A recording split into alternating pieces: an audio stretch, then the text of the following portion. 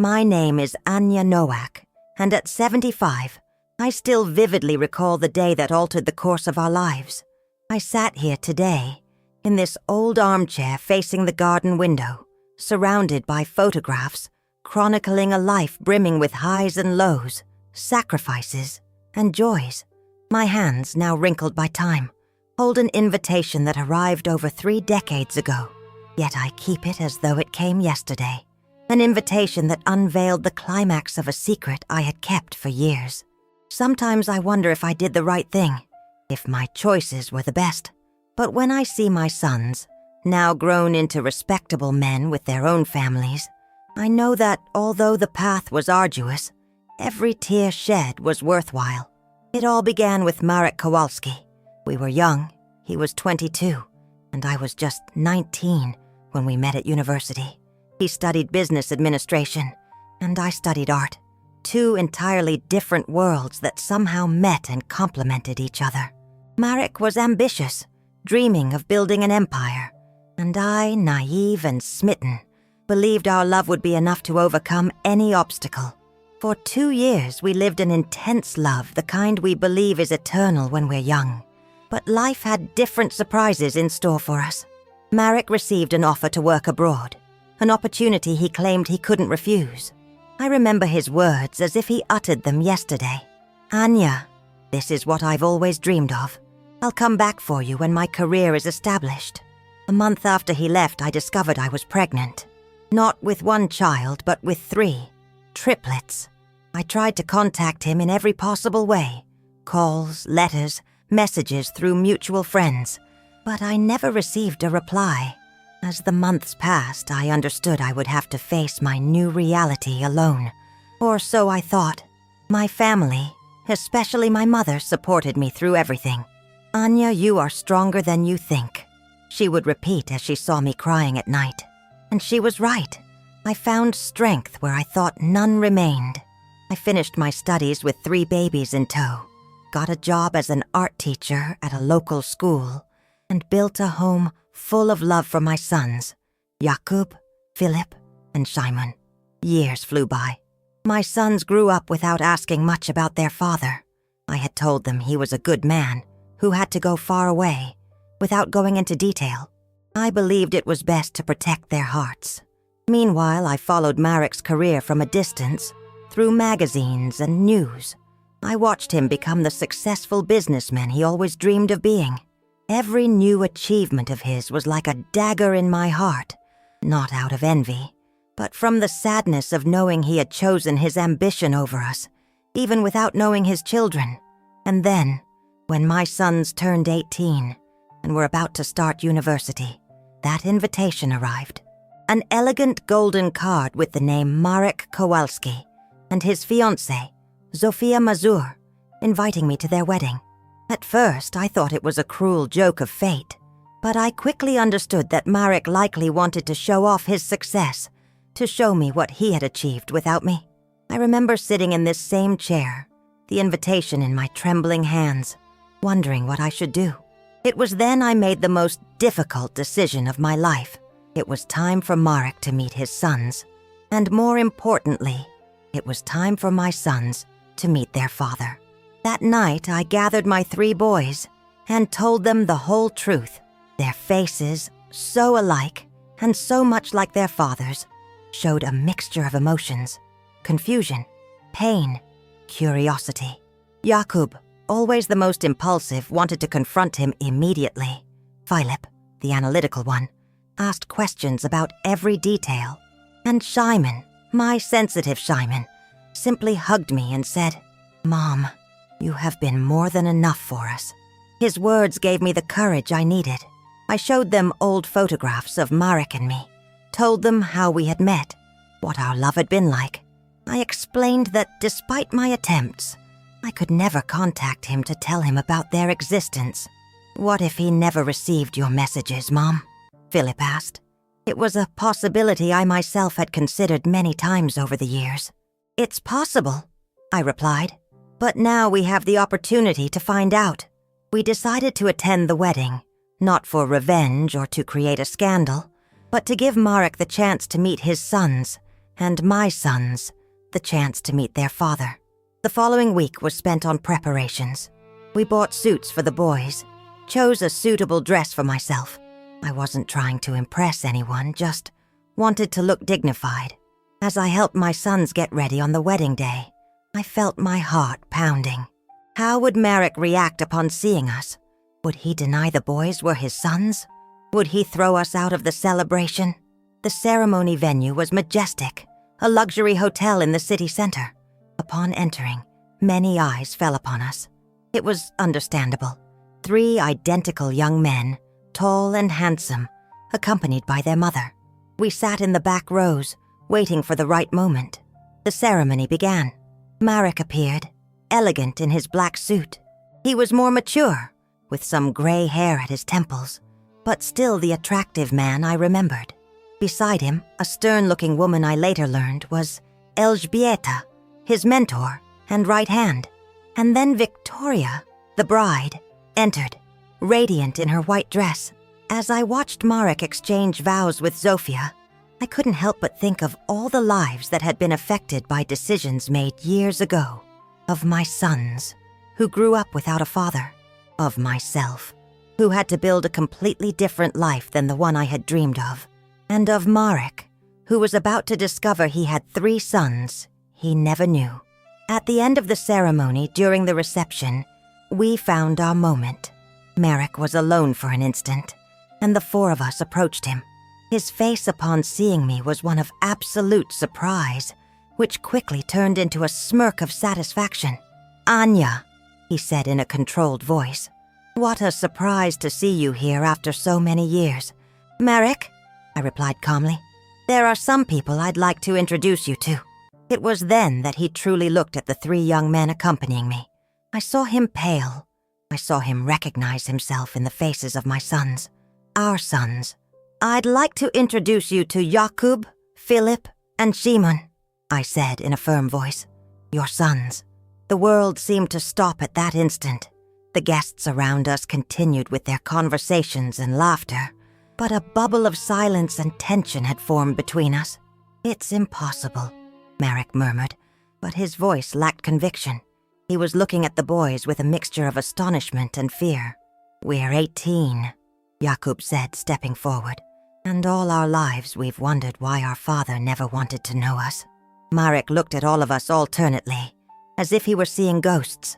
It was then that Elżbieta approached, noticing the commotion. "What's going on here?" she asked coldly. "These young men say they're my sons," Marek replied, still in shock. Elżbieta looked at us with disdain, but I noticed something else in her eyes. Recognition? Guilt. "It's absurd," she declared. "Marek, don't let them ruin your special day. Zofia is looking for you." But Marek didn't move. He was staring intently at Szymon, who had taken an old photograph I had given him from his pocket. It was Marek and me at university, embracing, smiling, oblivious to the future that awaited us. "This is you," Szymon said, showing the photograph to Marek. "And this is our mother, 20 years ago." I saw Marek's expression change. Disbelief gave way to understanding, and understanding to the horror of what he had lost. "I tried to contact you," I said in a low voice. "For months after you left. You never replied." "I never received any message from you," he replied, looking into my eyes for the first time truly. "I looked for you when I returned, but they told me you had moved without a trace." At that moment, I noticed Elżbieta trying to discreetly slip away, and then I understood everything. The letters that never arrived, the calls that were never transferred, the lost messages. The truth was beginning to unfold, and with it, a new story was about to be written for all of us. The silence that followed our encounter at the wedding was broken by the arrival of Zofia, Marek's new wife.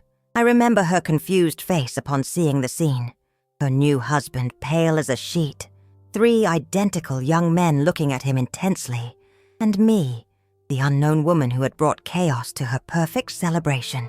"Marek, what's happening?" Zofia asked, taking her husband's arm possessively. He was still looking at the photograph Szymon held, as if it were a portal to a forgotten past. "Zofia," he finally said, his voice barely audible. "I need a moment alone with these people. It's important." The indignation on Zofia's face was evident, but there was something in Marek's expression that made her back down. "All right, but don't be long. The guests are waiting for the toast," she replied before walking away, not without giving us a look filled with suspicion. Marek led us to a small private room in the hotel, away from the party's hustle and bustle. Once alone, he collapsed into an armchair, running his hands over his face in a gesture of exhaustion. "How is it possible that I never knew you existed?" he asked, looking at the boys with a mixture of pain and astonishment. "I wrote you letters. I called the number you gave me. I even contacted your parents," I explained. "When you never responded, I understood that you had chosen your career over us, even if you didn't know about them yet. I decided to move on without you." Marek shook his head, visibly affected. "I never received anything, Anya. If I had known... My God, if I had known we had children." It was Philip who intervened then, always analytical. "Someone intercepted the communications, didn't they? Someone who didn't want you to know about us." Marek's gaze hardened. "Elżbieta," he murmured. "She has always controlled who has access to me, especially in the early years when I was building the company." At that moment, as if she had been summoned, Elżbieta entered the room. Her normally impassive face now showed signs of nervousness. "Marek, Zofia is asking for you. The party can't continue without the groom." "Did you intercept Anya's messages?" Marek asked directly, standing up. His voice, previously confused, was now charged with contained anger. Elżbieta paled for an instant, but quickly regained her composure. "I don't know what you're talking about. This woman shows up after 20 years with 3 young men she claims are your sons, and you believe her? She could be a con artist after your money." My sons tensed at the accusation, but I gestured for them to remain calm. This wasn't our battle. "Answer my question, Elżbieta," Marek insisted, stepping closer to her. "Did you intercept the messages Anya sent me 19 years ago?" I saw the exact moment Elżbieta realized her lie had come to an end. Her shoulders slumped slightly, and her face showed a vulnerability I never would have expected to see in her. "I did it for your own good," she finally admitted. "You were just starting your career. A pregnancy, let alone triplets, would have ruined everything we were building. You needed to focus, without distractions." "It wasn't your decision," Marek roared, hitting a nearby table with his fist. "You had no right to hide something like that from me." "I had every right," Elżbieta retorted, dropping her calm facade. "I found you when no one believed in you. I invested in your talent. I made you who you are today. And how would you have repaid me? By abandoning everything for a university girlfriend and 3 children?" The cruelty of her words hurt me, but I stood firm. This revelation confirmed what I had always suspected deep down, that Marek had never received my messages. "Get out of here," Marek said in a frosty voice that brooked no argument. "Pack your things from the office on Monday. You're fired." "You can't fire me," Elżbieta replied, incredulous. "I'm the vice president of the company, your partner." "I can and I am," he replied. "And if I discover you've done anything more than intercept those messages, I'll sue you for every penny you own." Elżbieta looked at all of us with hatred before leaving the room, closing the door with a bang that echoed like the end of an era. The silence that followed was heavy, laden with contained emotions and revelations we were still processing. "What are we going to do now?" Simon asked, always the most sensitive of my sons. Marek looked at him, truly looked at him, as if memorizing every detail of his face. "I want to get to know you," he said, his voice broken. "All 3 of you. I want to make up for lost time, if you'll let me." Jakub, always the most suspicious, crossed his arms. "And what about your new wife? Do you think she'll be happy to discover she has 3 stepchildren she knew nothing about?" It was a valid question. The situation was complicated, to say the least. Marek had just gotten married, and we had burst into his life with a truth that changed everything. "Zofia will have to understand," Marek replied. "And if she doesn't, I'll have to make difficult decisions." The determination in his voice surprised me. Was it possible that the ambitious young man who had left me to pursue his dream had matured into a man willing to take responsibility, even at the cost of his new marriage? "Perhaps we could start with something simpler," I suggested. "A meal, to get to know each other better. No pressure." Marek nodded, grateful for the suggestion. We exchanged phone numbers and agreed to meet the following week at a quiet restaurant. When we left that room, the party was still going on. Zofia watched us from a distance with curiosity and suspicion. The guests were dancing, oblivious to the drama that had just unfolded, and the five of us walked away with the certainty that nothing would ever be the same. The rest of that night was a whirlwind of emotions for my sons and me. In the taxi ride home, the three of them were unusually quiet, each lost in his own thoughts. "Do you think he really wants to be a part of our lives?" Simon finally asked, breaking the silence. "Or did he just say that because he felt guilty?"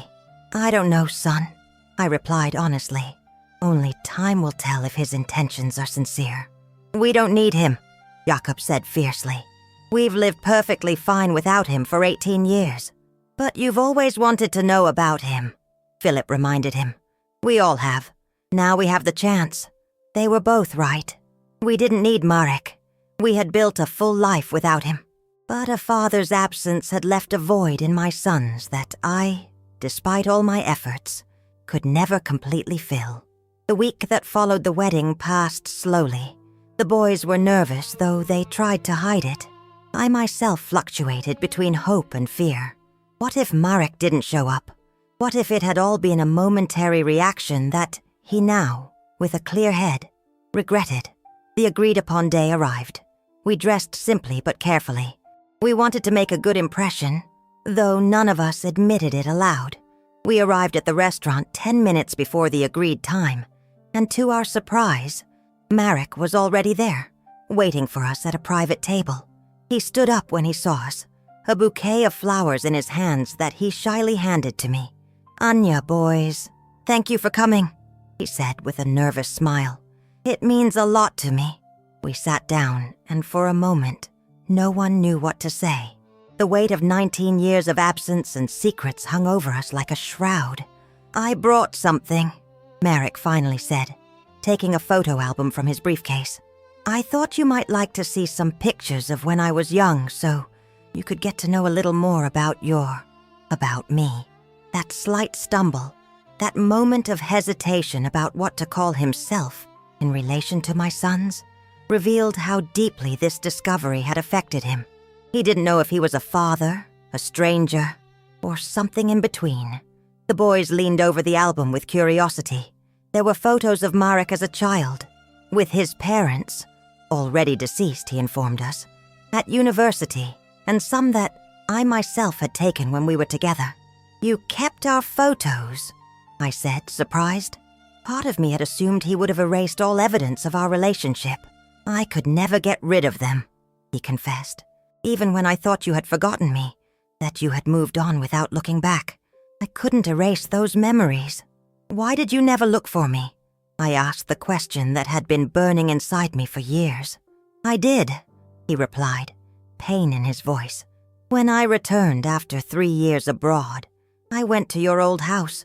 Your neighbors told me you had moved without leaving an address. I asked at the university, but no one knew about you. Now I understand that Elżbieta probably blocked any attempts at contact in both directions." His words were like balm to a wound I had carried for almost 2 decades. He hadn't abandoned me willingly. He hadn't received my desperate messages. We had been victims of manipulation by someone who prioritized their own interests over our lives. "What happened with your wife?" Jakob asked directly, never one to beat around the bush. "Have you told her about us?" Marek's expression darkened. "Yes, the same night of the wedding, after you left. She didn't take it well. She's asked for time to think. To be honest, I'm not sure our marriage will survive this." "I'm sorry," I said sincerely. It hadn't been our intention to destroy his relationship. "Don't be," he replied firmly. "Zofia and we married for practical reasons more than for love. We are good partners. We share interests. But what you and I had..." He stopped, perhaps realizing he was venturing into dangerous territory. "In any case, even if Zofia decides to stay, I've made it clear that you will be a part of my life now, non-negotiable." Over the next few hours, we talked about everything and nothing. Marek wanted to know everything about his sons, their tastes, their dreams, their achievements. And they, despite their initial resistance, couldn't help but be captivated by their father's genuine attention. Jakub told him about his passion for music, how he played guitar in a band with friends. Philip spoke of his interest in science, his plans to study medicine, and Simon, always the artist, showed him some photographs of his paintings on his phone. "You inherited that from your mother," Marek said with a warm smile, looking at me. "She was always the artist among us." That comment, that simple acknowledgement of our shared history, made my heart race in a way I hadn't experienced in years. It reminded me of the young woman I once was, in love and full of hope. When it was time to say goodbye, Marek seemed reluctant to let the evening end. "I'd like to see you again," he said, looking at the three of them. "Regularly, if you want to." My sons looked at each other, communicating in that silent language that only siblings, especially twins, seem to share. "That would be nice," Philip replied, speaking for all three. "We'd like to get to know you better." The smile that lit up Marek's face at that moment was worth more than any words. It was the smile of a man who had just discovered a treasure he didn't know he had lost. As we left the restaurant, Marek asked to speak to me alone for a moment, while the boys waited a few meters ahead. "Anya, I can never thank you enough for raising them so well," he said, his voice broken by emotion. "They are incredible, all three of them, and it's all thanks to you." "I just did what any mother would do," I replied, though his words filled me with pride. Not every mother could have raised 3 children alone and turned them into the extraordinary young men they are today, he insisted. "You are the bravest and strongest woman I have ever known." Our eyes met, and for a moment I could see the young man I had fallen in love with so many years ago. He was there, beneath the nascent wrinkles and the gray hair at his temples. "I'd also like for us to reconnect, the two of us," he added shyly. "As friends, of course. For our son's sake." "For our son's sake," I repeated, though a part of me wondered if that was the only reason. We said goodbye with the promise of seeing each other again soon. On the way home, I noticed my sons were more animated, more talkative than on the way there. Even Jakub, the most suspicious, seemed to have lowered his guard a little. "He's not as bad as I thought he'd be," he admitted when I asked his opinion of Marek. "At least he seems genuinely interested in us." "He looked at us as if we were the most important thing in the world," Simon added with a dreamy smile. "No one has ever looked at us like that, except you, Mom." His words touched me deeply. I had always tried to give them all my love, all my attention, but perhaps there were things only a father could provide. That night, after my sons had gone to their rooms, I sat on the back porch of our modest house, contemplating the stars. The future, which for so long had seemed so clear and defined, was now full of unknown possibilities. Marek had returned to our lives, and with him, a series of questions for which I had no answers. How would this change our family's dynamic? Would he be able to keep his promise to be a part of his sons' lives? Or would he disappoint them, as he had disappointed me? And what would happen to us, to that connection that seemed to still be alive despite the years and circumstances? Only time would tell. Meanwhile, I would cling to the hope that perhaps this second chance could heal old wounds and create new beginnings for all of us. The weeks following our reunion with Marek were a whirlwind of emotions and changes. Like a stone thrown into a calm pond, his entry into our lives created ripples that spread in all directions, altering the balance we had maintained for years. Marek kept his word about wanting to be part of his sons' lives. It started with small outings, a football match he took the 3 of them to, a concert of Jakub's band he attended as a proud father, a visit to an art exhibition with Simon, With Philip, he shared his love for books, and it soon became common to see them passionately discussing some novel they had both read. I remember one afternoon, barely a month after the wedding, when Marek came to our house for the first time. He was visibly nervous, holding a cake he had bought from a famous city pastry shop. "I didn't know what you'd like," he said almost apologetically. "So I brought chocolate. Everyone likes chocolate, right?" His nervousness was touching.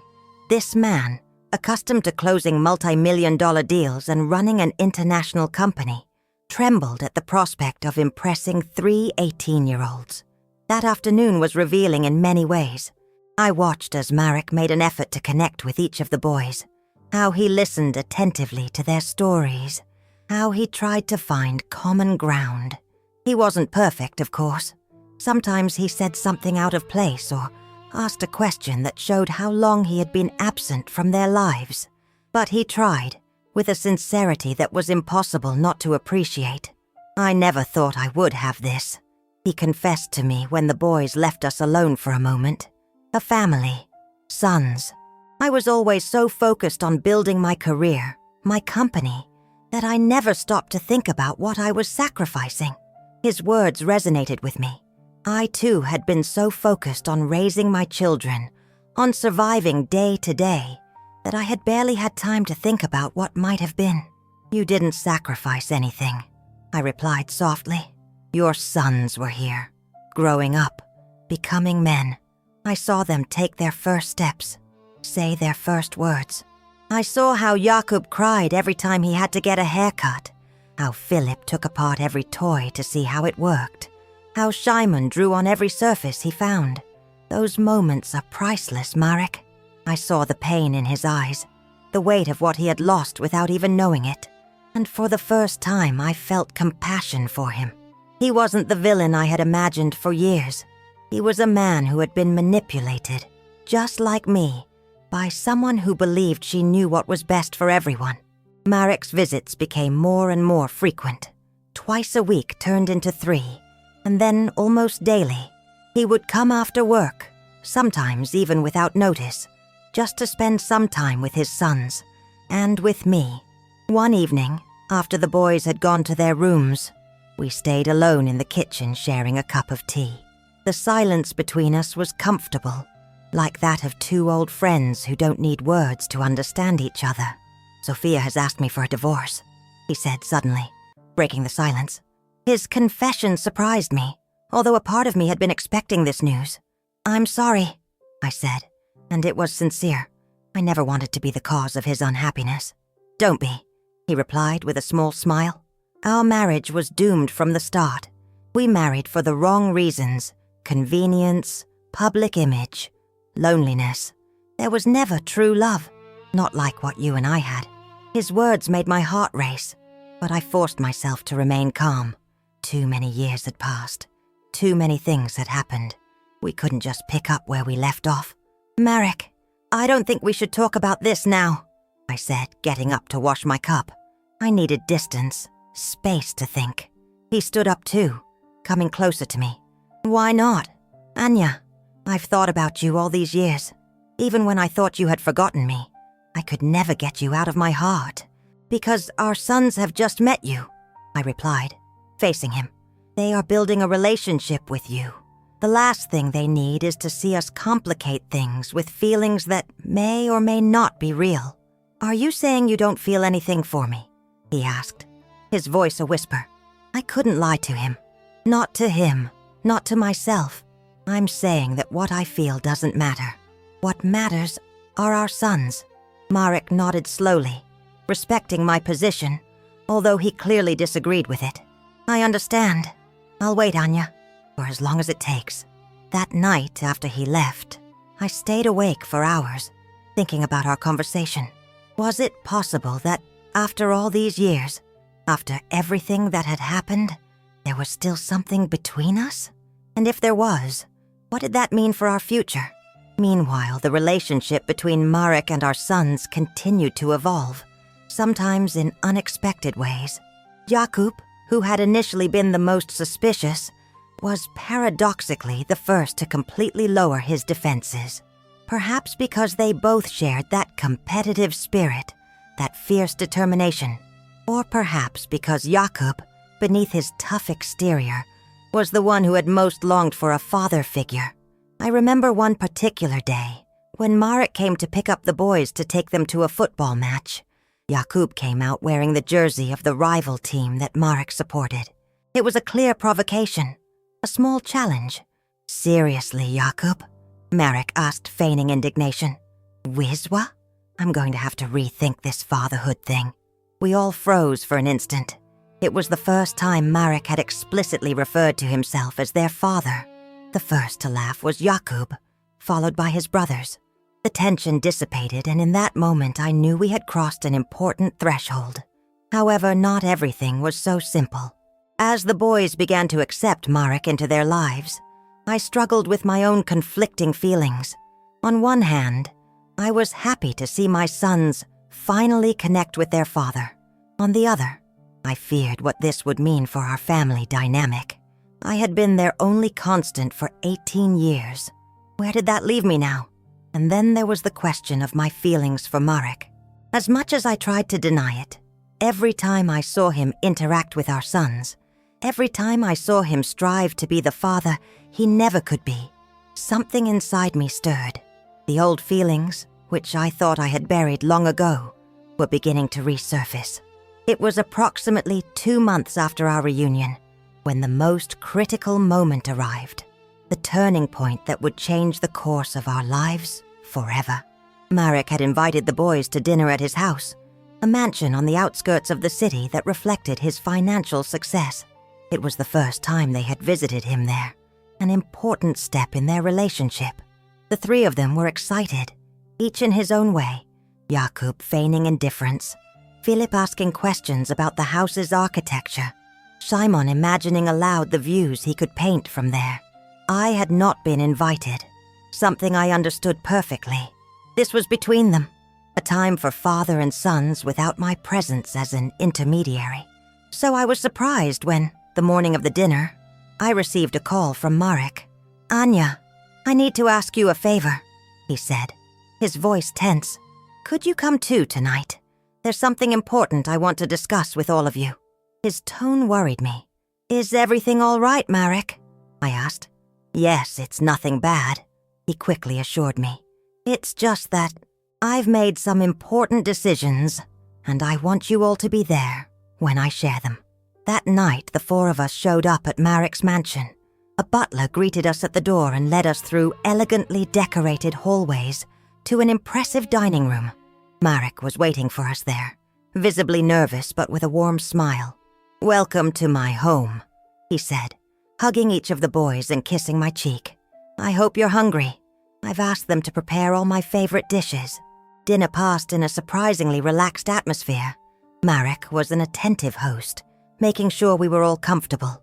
The boys, initially impressed by the luxury surrounding them, soon relaxed and began to behave naturally. It was after dessert that Marek finally addressed the topic that had led him to gather us all.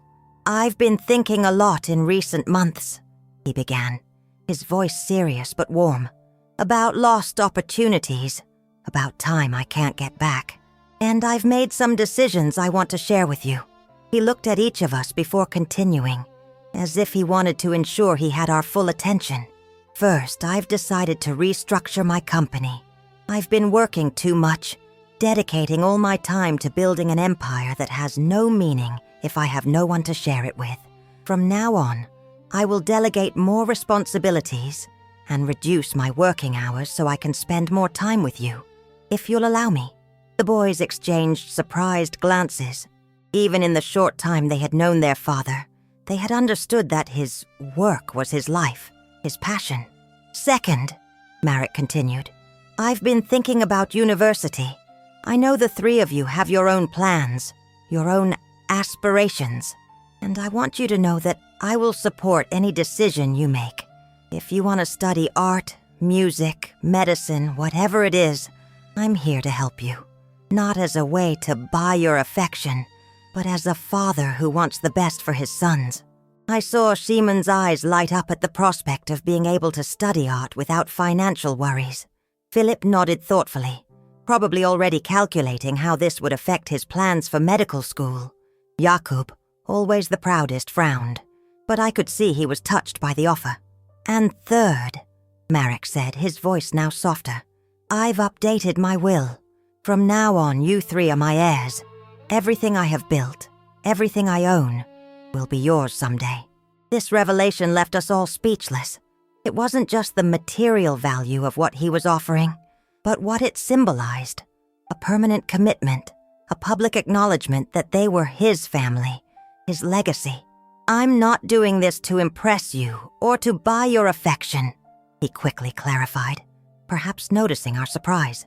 I'm doing it because it's the right thing to do, because you are my sons, and because I want to make sure you are protected, no matter what happens. Then he turned to me, and something in his gaze made me hold my breath.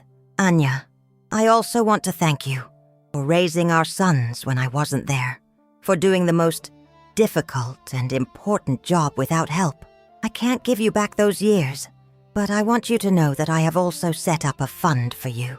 It's the least I can do after everything you've sacrificed. I don't need your money, Marek, I replied, uncomfortable with the idea of receiving something from him after so many years of independence. I know, he smiled.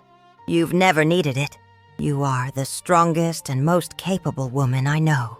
But it's not about need. It's about what's fair.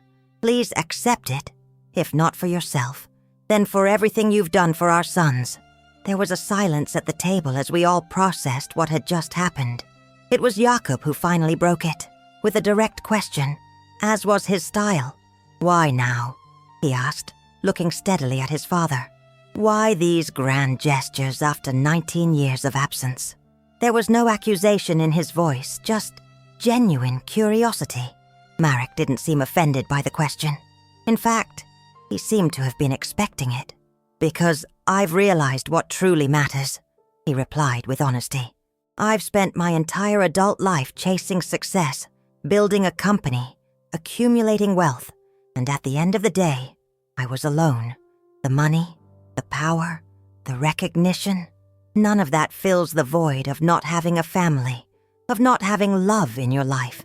You have given me a second chance, and I don't intend to waste it. His words, so sincere, so vulnerable, touched something deep within me.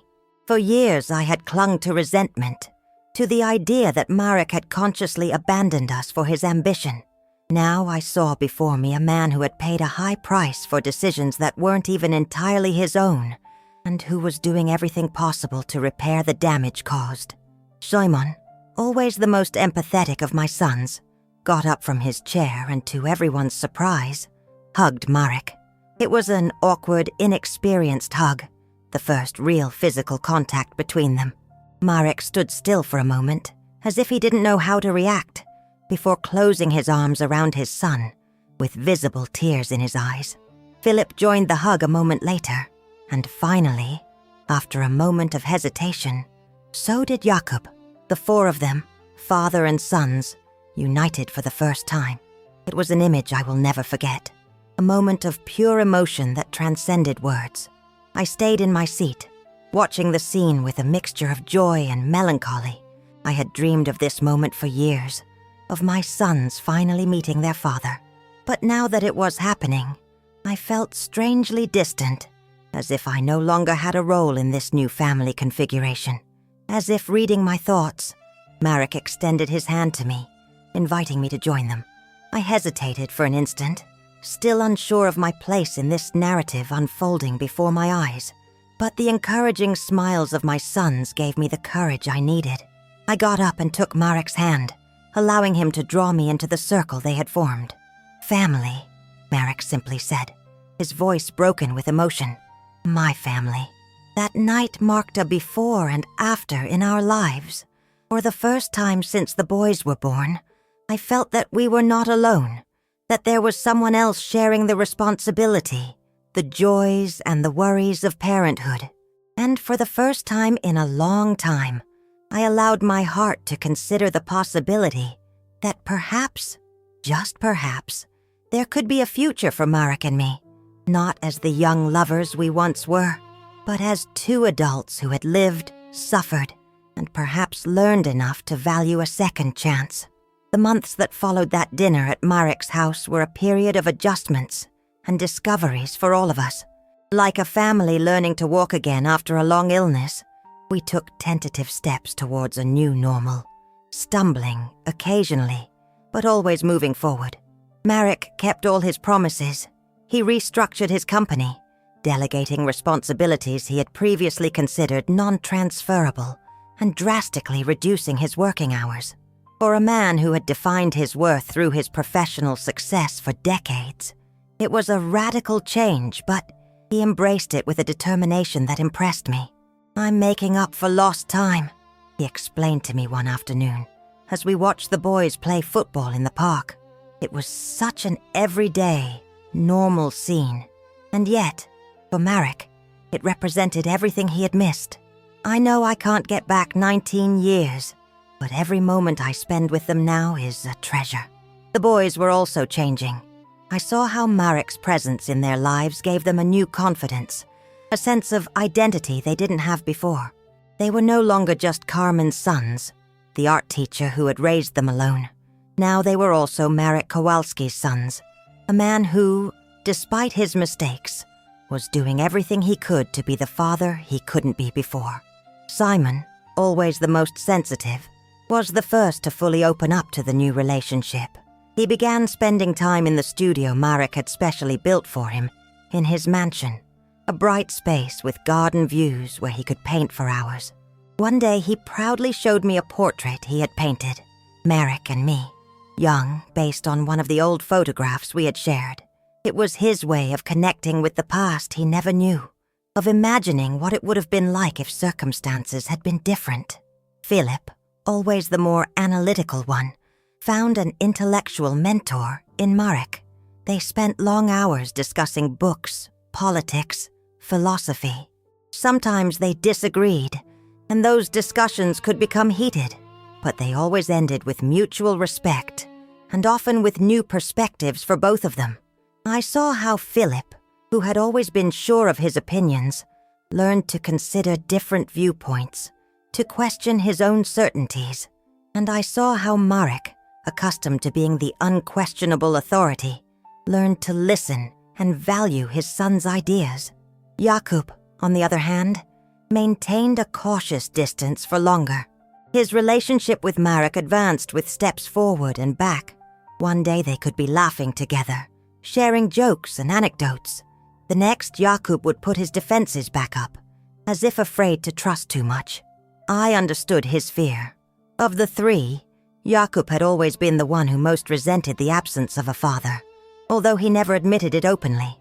The turning point in their relationship came in an unexpected way.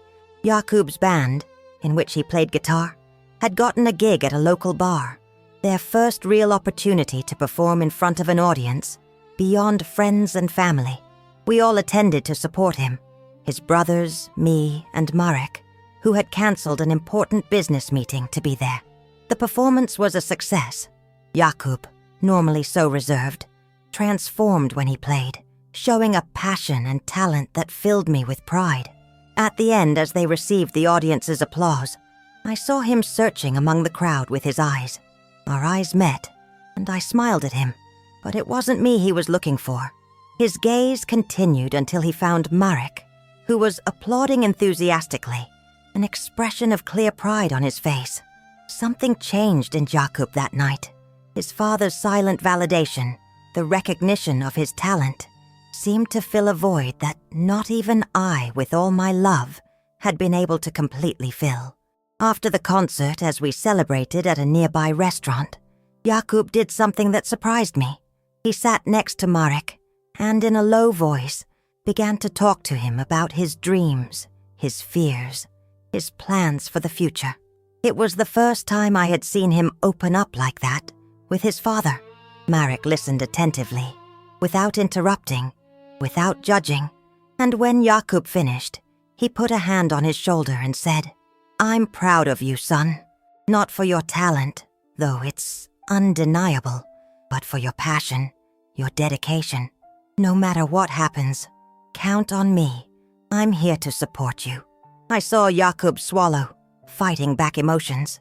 He didn't say anything, but the silent nod, the way his shoulders relaxed, told me everything I needed to know.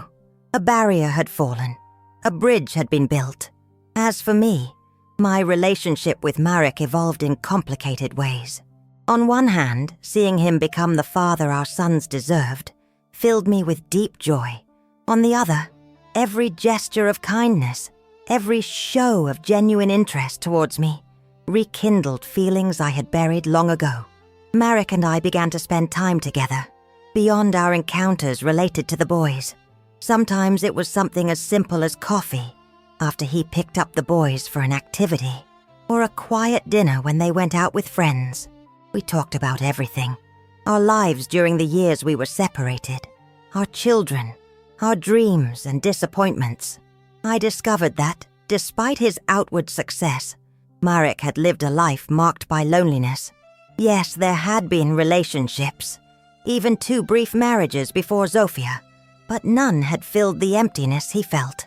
His work had become his refuge, his obsession, the only constant in a life otherwise devoid of meaningful connections. "I always felt something was missing," he confessed to me one night, as we walked through the park after dinner. "Something important. Now I know it was you." His words touched me, but they also scared me. For years I had clung to my independence, to the idea that my sons and I were self-sufficient, that we didn't need anyone else. Now, the possibility of such a profound change in our family dynamic left me vulnerable, exposed. "I need time, Marek," I told him that night. "You've re-entered our lives only a few months ago. Everything is changing very quickly." "I understand," he replied without pushing. "We have time. I'm not going anywhere, Anya. Not this time." And so our relationship continued in that limbo. Not exactly friends, not exactly something more. We shared moments, memories, laughter, and sometimes tears for the lost time. But there was always that invisible line that neither of us dared to fully cross. Meanwhile, the relationship between my sons and their father continued to strengthen. It had become usual for them to spend weekends at Marek's house, where they already had their own rooms. They even began to use his last name, Kowalski, in addition to mine. It was a decision they made themselves, without anyone's pressure. And although it surprised me at first, I understood that it was important for their sense of identity, for their connection with their father. One day, about 6 months after our reunion, Marek invited me to dinner. Just the 2 of us. He picked me up in an elegant but discreet car and took me to a small Italian restaurant, away from the center, where he knew we wouldn't be recognized. It was the kind of place we would have frequented in our youth. Intimate, cozy, unpretentious. "There's something important I want to discuss with you," he said after the wine was served. There was nervousness in his voice, an uncertainty he rarely showed. My heart raced. What could be so important as to make him so nervous? "I'm listening," I said, trying to remain calm. "I've been thinking a lot these past few months, about everything that has changed, about everything we've regained, and there's something I can't stop wondering." He paused as if gathering courage. "Do you think we could try again, you and I?" The question hung between us, laden with meaning, possibilities, and fears. "Marek, I began, not really knowing what to say. "You don't have to answer now," he quickly added. "I know it's complicated, that there's a lot of history between us. I just want you to know that my feelings for you never really changed, even during all these years, even when I thought you had forgotten about me." "It's not that simple," I replied, searching for the right words. 19 years have passed. We are different people now. And there's the matter of our sons, of how this would affect them. The boys are happy to see us together, he argued. I've noticed it. The way they smile when they see us talking, how they try to leave us alone. I think they'd like to see us together. He was right about that. I had noticed how my sons seemed to subtly conspire to create situations where Marek and I could spend time alone. Simon had even dropped comments about how good we looked together, while Philip, always more direct, had directly asked me if I would consider giving their father a second chance. "I'm scared, Marek," I finally confessed. "Scared of trusting again, of being vulnerable again. I've built my whole life around the idea that I can do it alone, that I don't need anyone else.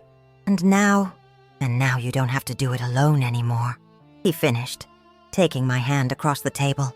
"We're in this together, Anya, as it should have been from the start." I felt tears threatening to spill. I held them back, not out of pride, but because I didn't want this conversation to get derailed by emotion. I needed to keep a clear head. "Give me time," I asked him. "I can't give you an answer right now. I need to think. I need to be sure that this is the right thing for all of us."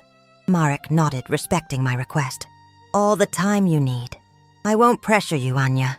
I just want you to know that I'm here, that my feelings are real, and that nothing would make me happier than to have a second chance with you." The rest of the dinner passed in a lighter atmosphere. We talked about the boys, their university plans, the small moments of joy we had shared in recent months, and for a moment I allowed myself to imagine what it would be like if we really tried again, if we formed the family we were always meant to be. That night, after Marek dropped me off at home, I sat on the back porch, contemplating the stars as I often did when I needed to think. The boys were already asleep, or at least in their rooms, leaving me alone with my thoughts. Could I trust Marek again? Could I open my heart after having kept it protected for so long? And what if things didn't work out? How would that affect our sons, who were just beginning to build a relationship with their father? I spent several weeks debating internally, observing Marek with our sons, noticing every detail, every gesture of genuine affection, every effort he made to be the father they deserved. And I also noticed how he looked at me, with a mixture of hope and patience, never pushing, always respecting my space. It was a Sunday afternoon when I finally made my decision. We were all at Marek's house enjoying a barbecue in the garden. The boys were playing football, while Marek prepared the meat, and I made a salad. It was such a domestic, natural scene that it suddenly seemed absurd to keep resisting what was already a reality. We were a family. I walked up to Marek as he watched the grill. "I've been thinking about what you asked me," I said without preamble. He turned to me with an expression of surprise and anticipation. "And I think we could try," I replied, feeling my heart race. "Step by step, no rush. See where this takes us." The smile that lit up his face at that moment was worth more than any words. He took me in his arms, careful not to burn himself on the grill, and held me as if he feared I might disappear. "You won't regret it, Anya," he whispered in my ear. "I promise I'll do everything I can to make this work, to make you happy, to be the man I always should have been for you, and for our sons." Our embrace was interrupted by the joyful shouts of our sons, who had stopped playing and were watching us from a distance. Their faces reflected pure, uncomplicated happiness. For them it was simple. Their parents were together, as it should be. The following months were a time of adjustment and discovery. We began dating formally, having dates, getting to know each other again as adults. I discovered that Marek, beyond his facade of a successful businessman, was still in many ways the idealistic young man I had fallen in love with. And he discovered that I, despite my apparent strength, still had the same insecurities, the same dreams as the young art student I had been. Little by little, our relationship deepened. We were no longer two passionate young people who threw themselves headfirst into love without thinking about the consequences. We were two adults who had lived, suffered, learned, and who were now consciously choosing to be together. Marek asked me to move in with him, along with the boys. At first, I hesitated. Our small house had been our refuge for years, the place where I had raised my sons with such effort. But the boys were already spending most of their time at Marek's house, where they had more space, more comforts. "We don't have to sell your house," Marek assured me, sensitive to my concerns. "It can still be yours, our refuge, when we need to escape the world. But I'd like to have you close, wake up with you every morning, share our lives completely. Finally, I agreed. The move was an emotional process. Every object I packed was laden with memories, with stories, with moments that had defined our life as a family. But there was also a sense of adventure, of a new beginning.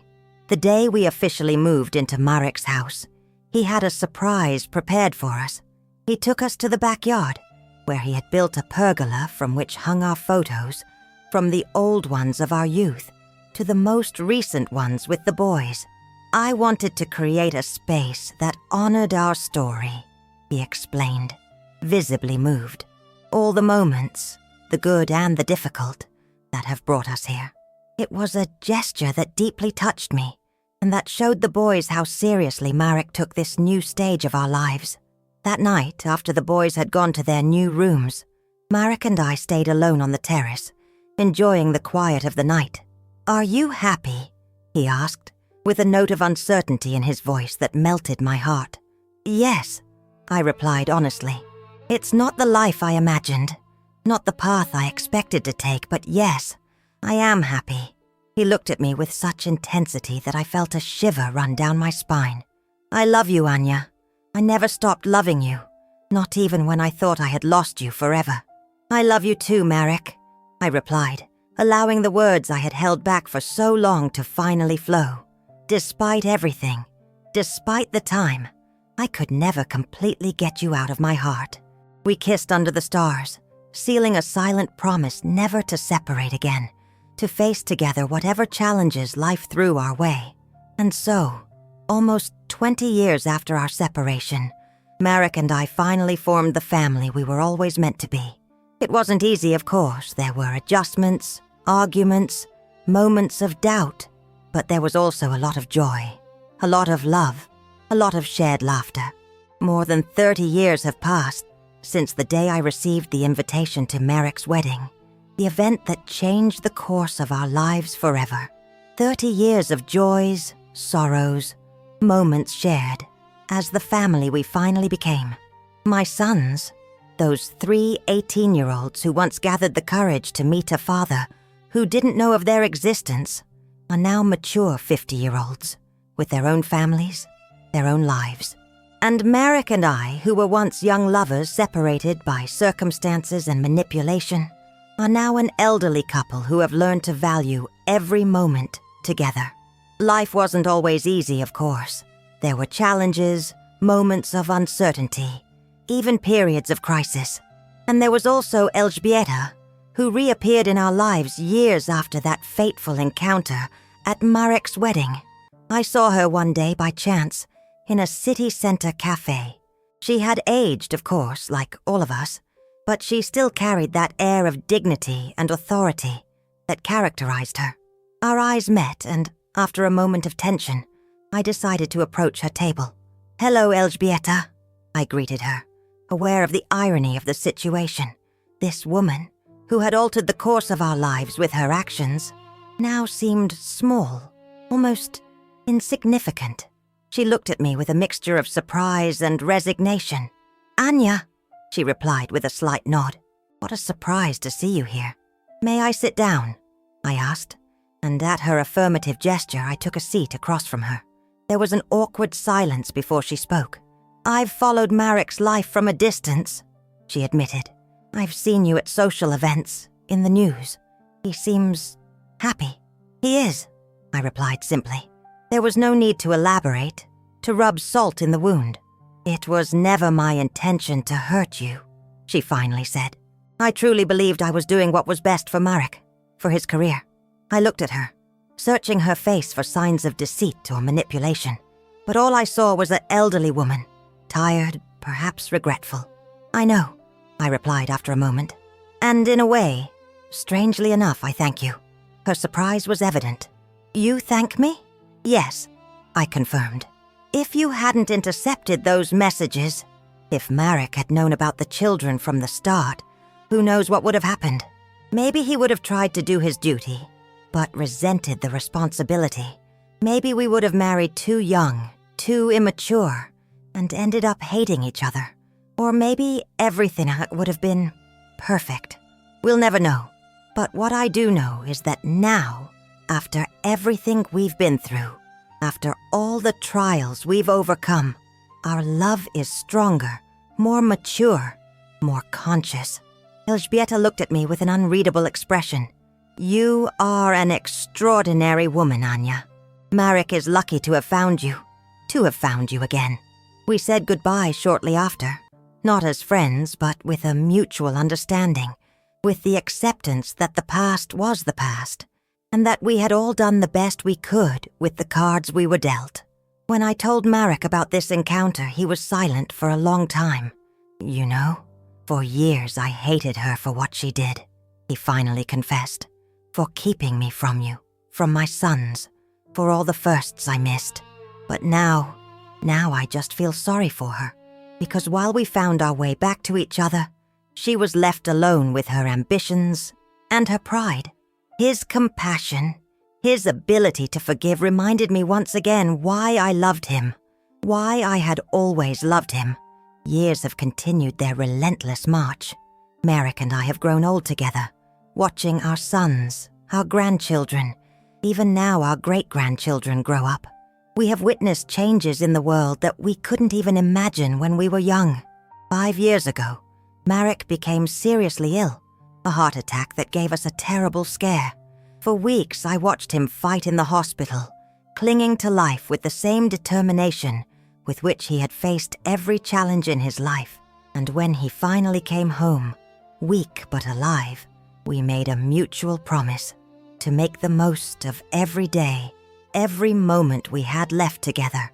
Now, sitting in this old armchair by the window, looking at the photographs that tell the story of our life, I feel a mixture of gratitude and awe. Who would have thought that night when I received the invitation to his wedding that we would end up like this? That impulsive decision to confront him, to show him his sons, would lead us to a life of love, of family, of second chances? Life is strange, unpredictable, sometimes cruel, and sometimes extraordinarily generous. It gives and takes away, destroys and rebuilds. And sometimes, if you're lucky, if you're brave, if you're willing to risk everything for love, it gives you a second chance that redeems all the mistakes, all the lost years, all the pain. I hear the door open, Marek's familiar footsteps approaching. Still, after all these years, my heart quickens a little when I feel him near. He sits beside me, taking my wrinkled hand in his, equally marked by time. What are you thinking about, my love? He asks me in that voice that, though rougher now with age, is still the same one that made me fall in love when we were young. About us, I reply, resting my head on his shoulder. About our story. About how lucky we are to have had this second chance. The greatest of fortunes, he agrees, kissing my forehead tenderly. Every day with you, with our sons, with our family, has been a gift I don't deserve, but which I thank with all my heart. We stay like that, in silence, contemplating the garden where our grandchildren play under the afternoon sun. And in this moment of perfect stillness, I understand that, despite all the detours, all the mistakes, all the lost years, we have found our way back to where we always should have been, together, because in the end that's what matters. Not the years we spent apart, but the years we have had together. Not the lost opportunities, but the opportunities seized. Not the pain of the past, but the joy of the present and the hope of the future. And as I look at Marek, now a 75-year-old man, with completely white hair and wrinkles that tell stories of laughter and worries, I also see the 22-year-old young man I fell in love with dreams in his eyes and promises on his lips. And I know, with the certainty that only years and experience bring, that I would choose him again, over and over, despite everything, because love, true love, is not perfect. It is full of mistakes, misunderstandings, difficult moments. But when it is real, when it is deep, it always finds its way back, as ours did, after 19 years of separation, after secrets and lies and manipulations. In the end, love won. And that, I believe, is the greatest possible victory in this imperfect and wonderful life we have been given to live. As the sun begins to set on the horizon, Merrick and I continue to sit, hand in hand, heart to heart, observing the world we have created together, the family we have built despite all obstacles. And in the stillness of this moment, I find a peace I never thought possible, a happiness that transcends words. This is our story. It is not perfect, it is not simple, but it is ours, and I wouldn't change it for anything in the world.